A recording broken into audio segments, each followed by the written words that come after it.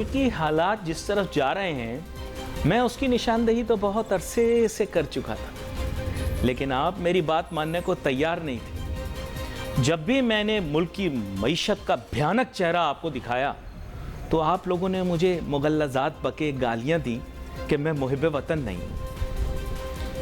आज आप सब लोग मिलकर इदारों को बुरा भला कह रहे हैं, तनसीबात को आग लगा रहे हैं। हाँ, आप लोग, जी, आप ही लोग, आप लोग नए नए जहालत के म्यार बना रहे हैं, दरिंदगी के नए नए रिकॉर्ड बना रहे हैं, सारी दुनिया के सामने एक मजाक बन रहे हैं, है ना। लोग आपको देखकर कह लगा रहे हैं, दुनिया का हर चैनल ये रिपोर्ट कर रहा है कि पाकिस्तान के हालात बहुत ख़राब हो गए। हिंदुस्तानी मीडिया यह कह रहा है कि पाकिस्तान में खाना जंगी खुदा न खास्ता बगावत हो गई है। मैं नहीं कह रहा, आप लोग खुद को मुहिब वतन कहते हैं ना। मैं तो जब सच्चाई बताता था कि सीपेक एक बकवास मंसूबा है, मुल्क को ले डूबेगा, तो आप लोग कहते थे नहीं, पाकी दोस्ती शूशा टूटा फूफा ठुस। जब मैंने आपको कहा कि भाई वक्त आ गया, 2014 में $1.5 अरब पकड़ा है, मशरिक वस्ता के मुमालिक से फौज भेज दो, तुम पाक सरजमीन नहीं हो, मदीना मक्का मदीना पाक सरजमीन है, तो आप सब लोग दुम पता नहीं कहां दबा के छुप के वहां चले गए असेंबली में और कानून पास कर दिया कि जा हम तो नहीं मदद के लिए जाएंगे अपने मुसलमान भाइयों के। मैंने कहा था नोटू पकड़े, अरब से पंगा बहुत बुरा है, नाक पे मक्खी नहीं बैठने देता। गरगाश साहब जो तब फॉरेन मिनिस्टर थे यूएई के, उन्होंने क्या कहा, आपके साथ ताल्लुकात तो ज़बरदस्ती के हैं, इनेविटेबल हैं, लेकिन फिर साथ में उन्होंने इशारतन ये भी कह दिया, बच्चियों अब देखना हम तुम्हारे साथ करेंगे क्या। और फिर उस दिन के बाद वो वाली की उन्होंने, कौन सी वाली, फैमिली प्रोग्राम है, कह नहीं सकता। समझ तो आप गए होंगे, अक्लमंद तो आप लोग सब है ना। इस मुल्क के अंदर हर शख्स, नौज़ु बिल्लाह मैं आपको बता दूं, अक्ल कुल तसव्वुर करता है अपने आप को। कोई ऐसा शख्स नहीं मुझे मिला कि जिससे मैंने दुनिया का कोई मसला पूछा और वो कहे मेरे पास इसका हल नहीं। यकीन करें, जिसकी अपनी बेटी की शादी नहीं हुई, दूसरों की बेटियों के लिए रिश्ते ढूंढता फिरता है। मैं आपको बता रहा हूं, आप जरा सी अपनी कोई तकलीफ बता दें, पाँव में तकलीफ, हाथ में तकलीफ, डॉक्टरी तो क्या अंग्रेजी की कभी पहली जमात की किताब नहीं पढ़ी होगी, लेकिन हर किस्म की फालतू माइसिन आपको दे देगा। ये मसले मसाइल हैं इस मुल्क के। अब जो कुछ होने वाला है मैं नहीं बताऊंगा, खुद ही होगा, देखते जाओ। तौसीफ अहमद साहब मेरे साथ मौजूद हैं, सीनियर वाइस प्रेसिडेंट केसीसीआई, अहम रहनुमा है ताजिर सनतकार बिरादरी के। ये भी सोच रहे हैं ये क्या हो रहा है सर, यही मंजन बेच रहा हूं इसीलिए तो अभी तक चल रहा हूं, वरना बड़े बड़े कहां से चले गए। और इसके साथ साथ हमारे साथ मौजूद हैं बजरिया टेलीफोन लाइन जनाब मलिक बोस्तान साहब, जो कि डॉलर के कारोबार से मुंसलिक भी हैं, उनकी जो सरबराह तंजीम है फॉरेक्स डीलर्स की, उसके भी सरबराह हैं। दोनों से गुफ्तगू करेंगे, लेकिन मुझे एक छोटी सी ब्रेक का कहा जा रहा है। अच्छा माजरत, मलिक बोस्तान साहब भी हमें ज्वाइन कर चुके हैं, मुझे बता रहे हैं कि जी सर मलिक बोस्तान साहब के साथ पहले पूछ लेते हैं डॉलर के मुतालिक। पता लग रहा है तौसीफ साहब कि बड़ी ऊंची उड़ान है। मलिक बोस्तान साहब आपको वेलकम करता हूं शो में। जी thank you sir, thank you. Malik Bostan sahab, ये डॉलर की ऊंची उड़ान कहीं और ही लेकर जा रही है, ये तो ऐसी पतंग बन गई है जो हवा के रुख के साथ साथ चल रही है। आप बताइए कि इस वक्त डॉलर का रेट क्या चल रहा है और मुस्तकबिल में कैसा देख रहे हैं? अभी जो डॉलर का रेट है वो उसकी बुनियादी वजह तो वही सियासी है। इमरान साहब की गिरफ्तारी के बाद काफी हलचल मची है और पूरा लॉ एंड ऑर्डर और पाकिस्तान की मैशत भी पतंग बन गई है, तो वक्ती तौर पे ये प्रेशर आया है। दूसरा, स्टेट बैंक ने जो है 2 दिन पहले एक अच्छा हमारा करंट 28 महीने में पहली दफा 628 मिलियन डॉलर का करंट अकाउंट सरप्लस हुआ है। ये बहुत बड़ी खबर थी।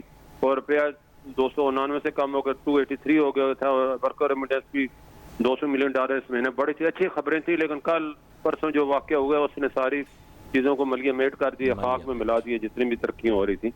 तो अभी वक्ती तौर पे परेशानी ज़रूर है। स्टेट बैंक ने इम्पोर्टरों के लिए 30% लिमिट बढ़ा दी है इम्पोर्ट की, जो कि पहले अगर कोई तो उससे भी डिमांड यकदम जो पाइपलाइन में थी वो आ गई। इत्तेफाक से ये हालात ख़राब हुए तो ये सारी चीजों ने, और दूसरा IMF का प्रोग्राम डिले हो गया जो 23 में मुतवक्को था वो अब। लेकिन माजरत सर, इस वक्त मौजूदा तौर पर आपके पास क्या रेट मौजूद है ओपन मार्केट का और इंटर? देखो इंटर बैंक अब 299 कह रहे हैं, किसी वक्त भी 300 क्रॉस कर सकते हैं, और फ्री मार्केट जो है वो भी 302 और 305 के तरह ट्रेड हो रही है, लेकिन कोई ट्रेड हो नहीं रहा, ना लोग कोई बेचने आ रहे हैं ना खरीदने आ रहे हैं। बस लोग इस वक्त सहमे हुए हैं, और इसमें जो लोगों के पास डॉलर है वो घरों से निकल भी नहीं रहे क्योंकि हालात ऐसे खराब में, रास्ते बंद हैं, किसी वक्त भी जो है कोई खतरा है। जो 2-3 वाकयात। मलिक बोस्तान साहब, आप मेरे साथ रहिए। इस वक्त स्टूडियो के अंदर हमारे साथ तौसीफ अहमद साहब भी मौजूद हैं जो कि सीनियर नायब सदर हैं KCCI के। तौसीफ साहब, आपने मलिक बोस्तान साहब की बात सुनी, ये एक अलार्मिंग सिचुएशन है। एक ज़माने में होता था जब हम कहते थे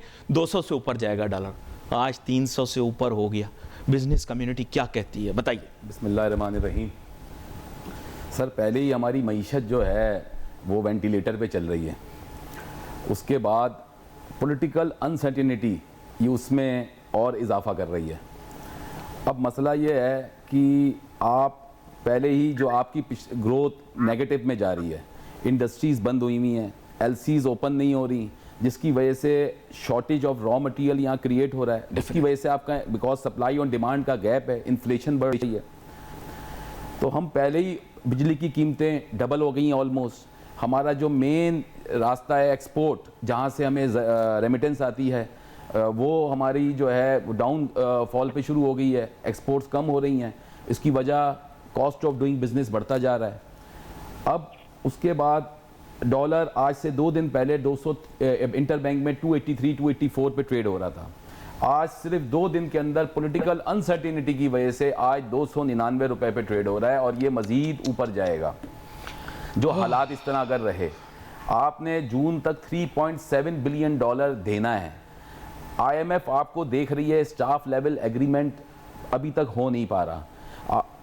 अभी जो उनकी मीटिंग है उसके एजेंडे पे आपका आइटम ही नहीं है।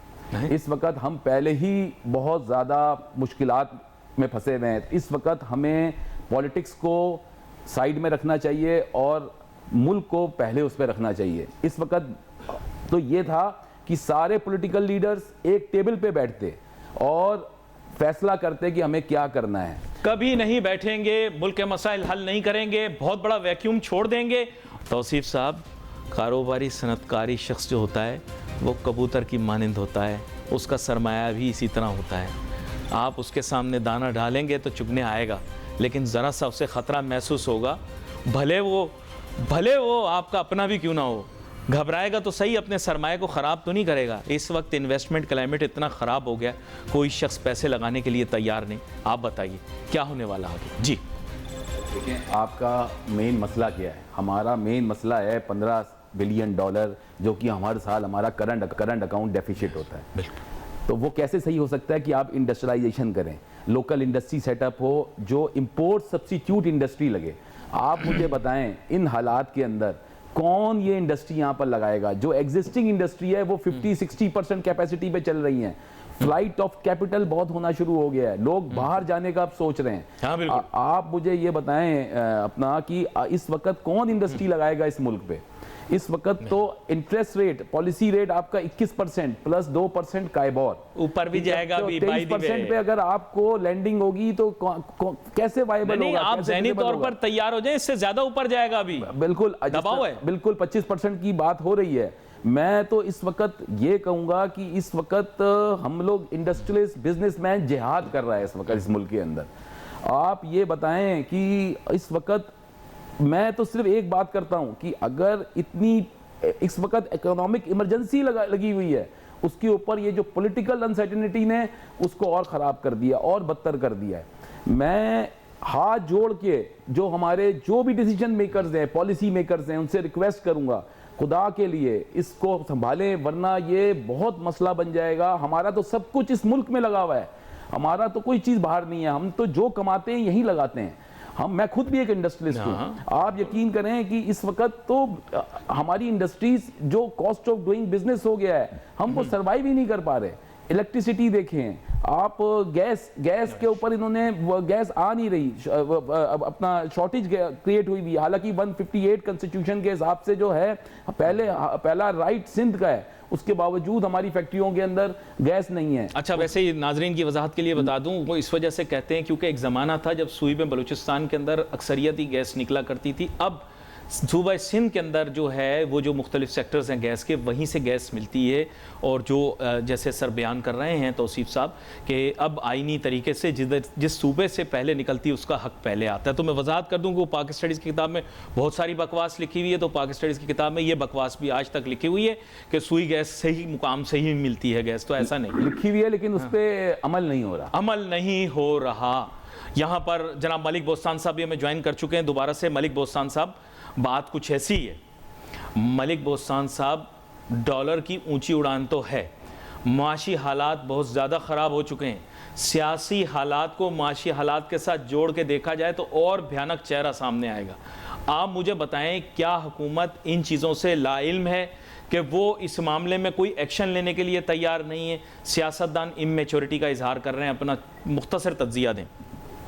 देखो ये सारों को इल्म है, अब तो पाकिस्तान के दुश्मनों को इल्म है, तो इनको इल्म कैसे नहीं होगा? जो काम यानी कि दुश्मनों ने करना था वो इन्होंने कर दिया, पाकिस्तान की पूरी की बुनियादें हिला के रख दी हैं। वो कहते हैं घर आग लग गई घर को, घर के चिराग से। हमारा तो यही हुआ है, हमने तो अपने पाँव पे कुल्हाड़ियाँ मारे, अपने अदारों को, अपनी फौज को निशाना बना रहे, दुश्मन का ख्वाहिश अरमान पूरे कर रहे हैं। तो ये मैं समझता हूँ इमरान खान साहब को अल्लाह ताला ने बड़ी इज्जत दी है, उनका एक बहुत बड़ा रोल है। जैसे जरदारी साहब ने, बेनज़ीर साहब कत्ल हुई थी तो उन्होंने कप्पे पाकिस्तान का नारा लगा के जलती आग पे पानी डाल दिया था। जिस वक्त इनका भी यही रोल बनता है कि उनको जो है अवाम को और अपने वर्करों को और अपने चाहने वालों को पैगाम दे, भाई पाकिस्तान से तो हमारी कोई दुश्मनी नहीं है, अगर आपकी सलाफ है तो हुकूमत के साथ है, फौज को अलग करें और हुकूमत को अलग करें, सियासत को अलग करें। सियासत से ही मैशत बनती है, मैशत तबाह तभी होती है जब सियासत तबाह हो जाती है। मैं समझता हूँ इस वक्त बड़ी जिम्मेदारी है और हुकूमत की भी, मैं समझता हूँ उनको फौरन जमानत दे देनी चाहिए। काम खा के पूरे मुल्क और कौम को आजमाइश में नहीं डालें, कोई घर में बैठ के भी उनको जो है बाहर निकाल के भी आप ट्रायल कर सकते हैं। मलिक बोस्तान साहब, एक तजवीज़ आपके तवस्सुत से और तौसीफ साहब के तवस्सुत से हुकूमत को देना चाहता हूँ कि इलेक्शन आज नहीं तो कल करवाने पड़ेंगे। मेरे ख्याल से निगरां या कायम मुकाम हुकूमतें कायम कर देनी चाहिए और आप जैसे कारोबारी लोगों को, सनतकारों को और सरमायाकारी से मंसूब लोगों को उस कायम मुकाम और निगरां हुकूमत के अंदर शामिल करना चाहिए, ताकि जो है जल्द से जल्द इकोनॉमिक रिकवरी के ऊपर 3-4 महीने काम हो, फिर उसके बाद जनरल इलेक्शन का बाकायदा जो है वो आगाज़ किया जाए। क्या कहते हैं आप? ये वक्त नहीं आ चुका कि इकोनॉमिक एमरजेंसी लगा दी जाए, जैसे सर भी जिक्र कर रहे थे, आप भी कह रहे थे? हाँ देखो जी, एक वक्त तो माशी मायदे की ज़रूरत है और सियासतदानों को सर जोड़े और डेडलॉक तोड़े और पाकिस्तान की मैशत को बचाएं। पाकिस्तान के दुश्मनों का देखो ये पूरी मीडिया पे आ चुका है, उनका पूरा एक प्लान है जिसपे पूरी एक यूनिट उन्होंने बनाई हुई है पाकिस्तान के दुश्मनों ने। उन्होंने रिहर्सल भी कराई हुई है उसकी बाकायदा कि पाकिस्तान को और आर्मी को लड़ाया जाए, जब आग कंट्रोल से निकल जाए, चीज़ बेकाबू हो जाए, सिविल वार शुरू हो जाए, तो उस वक्त यूएन की फौजें आके उतरें और एटमी प्रोग्राम रोल बैक कराएं और इनको सबक सिखाएं। तो ये इसका हमें निशाना नहीं बनना चाहिए, साजिश को शिकार न बने और आवाम को इस चीज़ का इल्म होना चाहिए। पाकिस्तान है तो हम सब में फौज है, तो हम सब में फौज ही। कश्मीर वालों से पूछो, इंडिया वालों से पूछो उनकी क्या हालत है, उनकी किस्तें लूट रही हैं, उनके मकान जलाए जा रहे हैं। तो आप अपने अदारों को जला रहे हैं, अपने पाँव पे कुल्हाड़ी मारे हैं। अल्लाह ताला आपको हिदायत दे और पाकिस्तान की हिफाजत करे। पाकिस्तान से हम सब की बका है और पाकिस्तान ही सब कुछ है हमारा। इससे पहले सब चीज़ें बाद में हो जाती हैं। तो कहते हैं रियासत है तो सियासत है, सियासत होती रहेगी। जब रियासत रहेगी तो रियासत की बुनियादें खुदा ना हलाएं, रियासत को बचाएं इस वक्त। अल्लाह ताला पाकिस्तान की हिफाजत फरमाए। इन्होंने बड़ी एहसन गुफ्तगू की, इन्होंने यही कहा कि अगर मुल्क को ठीक करना है जनाब तो फिर बैठना पड़ेगा। और मैंने आपको इंटरप्ट कर दिया, माजरत। वजह यह है कि सर ये लोग लगी गैर संजीदा रहे, ये टेबल पर बैठना चाह ही नहीं रहे। ना लड़के को लड़की, ना लड़की को लड़का कबूल है, दोनों बस ऐसे ही एक दूसरे को तश्तरी में चाय पेश कर रहे हैं। ये रिश्ता होने का नहीं, मुझे ऐसा लग रहा है। मैंने आपको सोल्यूशन बताया, इंटरिम गवर्नमेंट आ जाए, केयर टेकर आ जाए, उसमें बिजनेसमैन, इंडस्ट्रियलिस्ट जैसे पिछली दफ़ा भी आए थे, वैसे भी आपको याद होगा KCCI के भी कुछ मेम्बरान उसके अंदर शामिल किए गए थे, कुछ FPCCI के भी। तो वो अच्छा वक्त रहा था, मैं आपको बताऊं, इस तरह एक छोटा स्टॉप गैप अरेंजमेंट बनाए 3 महीने का और लेट्स सी व्हाट हैपेंस। क्या कहते हैं आप? देखें जी, हम लोग तो बिजनेसमैन लोग हैं, हम सुबह घर से निकलते हैं बिजनेस करने के लिए, ठीक है। ये मुल्क है तो हम लोग हैं, हमें इस मुल्क से मोहब्बत है और आज हम जो कुछ भी हैं इस मुल्क की वजह से हैं, ठीक है। हमें we have nothing to do with politics. हम तो इनको ये कहते हैं कि आप पॉलिटिक्स को इस वक्त जो हालात हैं पॉलिटिक्स को सेट असाइड करें, पाकिस्तान फर्स्ट, पॉलिटिक्स को सेकंड में रखें। हम ये कहते हैं कि आप भी सब एक टेबल पे बैठें और जो भी पॉलिसीज़ बनानी हो, बिजनेसमैन उनको भी टेबल पे अपने साथ बिठाएं, सब मिलजुल के सर जोड़ के बैठें और इस क्राइसिस का सलूशन निकालें। और हर क्राइसिस का सलूशन होता है अगर आप मुत्तहिद हैं। अगर इस वक्त हमें मुत्तहिद होने की ज़रूरत है। इस वक्त बहुत बुरे हालात हुए हैं। हम लोग तो सारा दिन बिजनेस कम्युनिटी को, क्योंकि हम रिप्रेजेंट करते हैं, उनके मसले हल करते हैं, हम उनके फैसिलिटेटर हैं। हम तो इस वक्त हम डेली मसाइल हमारे पास आ रहे हैं, बिजनेस कम्युनिटी बहुत परेशान है इस वक्त। आप यकीन करें, लोग इस वक्त अपना ओवरहेड एक्सपेंसेस नहीं निकाल पा रहे, चाहे वो छोटा दुकानदार हो, चाहे वो बड़ा इंडस्ट्री हो। तो इस वक्त तो और आप ये बताएं कि 36% पे आपकी इन्फ्लेशन पहुंची हुई है और अब ये डॉलर जो 14-15 रुपए 2 दिन के अंदर बढ़ा है तो इन्फ्लेशन पे और ऐड ऑन करेगा। सर ये बहुत ही गंभीर सूरत हाल है और ये मैं आपको बताऊं, हादसा एक दिन में नहीं होता, ये काफ़ी साल लगे हैं इसको यहाँ तक पहुँचने। मैं आपको सच बताऊं, मैंने हाथ जोड़ जोड़ के अपनी कौम को आगाह करने की कोशिश की है। मेरा ताल्लुक़ इल्म व तदरीस से। मैं आपको ये बताना चाहूँगा कि मैंने जो वैसे तो गलती से कॉलेज और यूनिवर्सिटी के अंदर दोशीज़ाओं की बजाय किताबों पर तवज्जो दे दी, बहुत बड़ी गलती कर दी मैंने। लड़कियों के नंबर मांग लेता तो वक्त अच्छा गुजर जाता, अंकलों की तरह व्हाट्सएप करता रहता। मसला ये है कि किताबें बहुत ज़्यादा पढ़ ली इक़्तिसादियात और माशियात की, सर कहीं से भी इक्वेशन बनती नहीं। पाकिस्तान की इकॉनमी सस्टेनेबल है ही नहीं। आपके सामने भी यही इस्तिदा करूँगा, जितनी किताबें पढ़ ली, जितने मॉडल स्टडी कर लिए, पाकिस्तान का इकोनॉमिक मॉडल सस्टेनेबल नहीं है। हम सिर्फ एक तरीके से चल सकते हैं कि अगर हमारी इकोनॉमिक डिप्लोमेसी अच्छी हो। बुरा ना मानना, ये तल्ख हकीकतें हैं। पाक स्टडीज़ की किताब में 90% बकवास लिखी हुई है। ना तो हमारे पास 5 दरिया। आप आ गए तो मैंने कहा मौका हासिल करके आपको ये सारी बातें बता दूं और आपके तवज्जुह से बिज़नेस कम्युनिटी तक पहुंचा दूं। 2.5 दरिया हैं, सैलाब ज़दा। आप ही लोगों ने कहा था कि टड्डी दल सारी फसल खा गई। सर मैं आपको सच बता रहा हूँ, ये इकोनॉमिक मॉडल फिजिबल नहीं है। यह या तो मांग तांग या इकोनॉमिक डिप्लोमेसी से चलेगा, इसके अलावा और कुछ नहीं हो सकता। आप लोग हमारे सफ़ीर हैं और माजरत के साथ ताजिर सनतकार, ताजिर ज़्यादा इस मुल्क को चला सकते हैं, सनतकार बाद में। जी सर देखें, मैं आप बात समझें, इस मुल्क में ये 220 मिलियन पॉपुलेशन का मुल्क है। Consumption is there. आप यकीन करें, इतनी अपॉर्चुनिटीज़ हैं इस मुल्क के अंदर जी कि आज भी अगर हमारी डायरेक्शन सही सिमत में हो, हम सही सिमत में काम करें, इकोनॉमिक डिप्लोमेसी जैसा कि आपने कहा, आज भी कुछ नहीं बिगड़ा। वी कैन रिवाइव, हम आज भी रिवाइव कर सकते हैं। हमारी जो पॉपुलेशन है उसमें मोर देन 50% यूथ है। हमारे पास बहुत बड़ा एज है। हम इस वक्त हम स्पेंडिंग हम करते हैं, कंजम्पशन इज देयर, लेकिन सिर्फ पॉलिटिकल अनसर्टेनिटी की वजह से हम आज इस दहाने पे पहुंच गए। आपका ख्याल है पॉलिटिकल अनसर्टेनिटी सिर्फ एक वजह है? और भी बहुत सी वजूहत हैं, लेकिन इस वक्त के हालात जो आज के हालात के हिसाब से जो इस वक्त जो सबसे ज्यादा कंट्रीब्यूट कर रही है इकोनॉमिक अनस्टेबिलिटी में, वो पॉलिटिकल अनसर्टेनिटी कर रही है और ये पिछले 2-3 महीने से चल रही है। आप मुझे बताएं, इन हालात में कौन सा फॉरेन इन्वेस्टर यहां पर इन्वेस्ट करेगा? कॉम्प्रोमाइज करना पड़ेगा। आप ये देखें कि वो आपसे ज्यादा वेल अवेयर हैं आपकी सिचुएशन से। सर CNN कल मैंने देखा, CBS कल मैंने देखा, टाइम्स का वीडियो देखा, TRT देखी, इंटरनेशनल अल जजीरा देखा। अल जजीरा ने तो पूरी रिपोर्ट बना दी कि इमरान खान को सही पकड़ा, ये गलत। BBC देखा। हर जगह के ऊपर पाकिस्तान की खबर पहले थी, सूडान की खाना जंगी की खबर बाद में चली गई।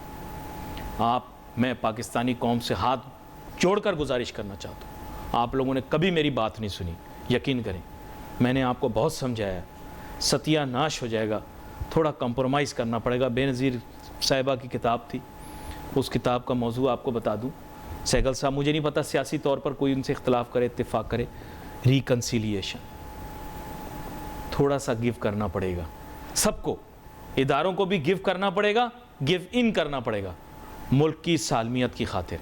क्या कहते हैं आप? इसके बाद फिर क्लोज करेंगे। हमें चार्टर ऑफ इकॉनमी साइन करनी चाहिए। जो कोई भी पॉलिटिकल गवर्नमेंट आए, कोई भी आए, लेकिन वो उसमें कोई रद्दोबदल नहीं कर सके। लॉन्ग टर्म पॉलिसी बनानी पड़ेगी, शॉर्ट टर्म नहीं। लॉन्ग टर्म 5 साल 10 साल की पॉलिसी बनानी पड़ेगी, जिसमें सारे पॉलिटिकल प्लेयर्स भी बैठे हैं, बिजनेसमैन भी बैठे हैं, और लॉन्ग टर्म इकोनॉमिक पॉलिसी आपको बनानी पड़ेगी। चार्टर ऑफ इकॉनमी साइन करनी पड़ेगी। आप देखें फिर कैसे हम सर्वाइव नहीं करते। सही फरमाया आपने, सही फरमाया। हम इंशाल्लाह ताला फिर टेक ऑफ कर जाएंगे। आज भी कुछ नहीं बिगड़ा, मैं कहता हूं आज आप भी क्या आप होपफुल हैं अभी? इंशाल्लाह ताला। यार हम तो मुसलमान हैं, हमें अल्लाह पे यकीन है। इंशाल्लाह ताला अल्लाह ने हमें ये मुल्क दिया है, इंशाल्लाह ताला ये हम आज भी हम टेक ऑफ कर सकते हैं। बड़ा अहम नुक्ता है। Still in such bleak situations Tauseef साहब ने एक रे ऑफ होप पैदा करने की कोशिश की है। आवाम चाहिए कि इस बारे में सोचें। आवाम तो सोच लें वो अपनी जगह है, लेकिन हमारे मुल्क के अशराफिया, हमारे मुल्क के इदारे, हमारे मुल्क की सियासी जमातें अब इस मुल्क की सालमियत के लिए काम करें, और कर भी रही हैं, मुझे यकीन है, और आगे भी करेंगे। सिचुएशन बहुत ज़्यादा बिगड़ चुकी है। मीडिया के कुछ हमारे एनालिस्ट्स हैं, मीडिया के कुछ हमारे एंकर्स हैं जो लोगों को गुमराह कर रहे हैं, इदारों को भी गुमराह कर रहे हैं, सियासतदानों को भी गुमराह कर रहे हैं। सब लोग सियासी रियलिटी, मैं सबको सियासी रियलिटी मानता हूँ, सब पॉलिटिकल लीडर्स को पॉलिटिकल रियलिटी मानता हूँ। किसी को ये नहीं कहता कि ये पॉलिटिकल रियलिटी है। जितनी पॉलिटिकल रियलिटीज़ हैं वो भी रियलिटीज़ को रियलाइज़ करें और वर्क करें इस मुल्क को बचाने के लिए। यह आपका हमारा पाकिस्तान है। यह अब उस तरह के हालात नहीं है कि आप तमाशबीन की तरह मामलात को देखें। आपका बहुत शुक्रिया तौसीफ अहमद साहब, आप प्रोग्राम में हमारे साथ शामिल हुए। नाज़रीन, पेट फे message on Facebook. Ali Nasir हमारी टीम को इजाज़त दीजिए। अल्लाह हाफ़िज़।